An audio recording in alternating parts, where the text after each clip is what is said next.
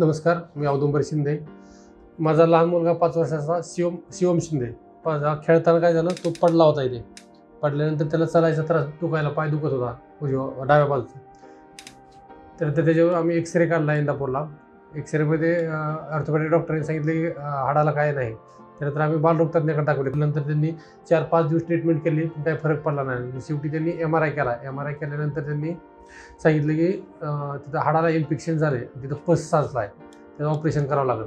मग आम्ही चांगल्या दवाखान्याच्या शोधात होतो, तर आम्हाला एका आमच्या रिलेटिव्ह डॉक्टरने सुचवली की विश्वराज हॉस्पिटलला जावा तुम्ही.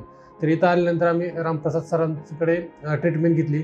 रामप्रसाद सरांनी त्याचं ऑपरेशन केलं. ऑपरेशन केल्यानंतर ते आता 1-2 महिने झाले. ऑपरेशननंतर ते पूर्ण ठीक झालेलं आहे.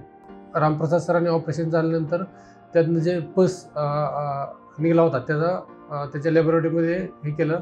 त्यामध्ये बॅक्टेरिया MSR म्हणून बॅक्टेरिया आढळला. तर त्यांच्या थ्रू आणि प्रीती आजारपुळे मॅडम या दोघांनी मिळून त्याच्यावर ट्रीटमेंट केली. प्रीती आजारपुळे मॅडमने त्याचे 3 डोस दिले. डाल्बा व्हॅक्सिन नावाचे व्हॅक्सिनचे 3 डोस दिले आणि त्यानंतर 1-1.5 महिना ट्रीटमेंट दिली.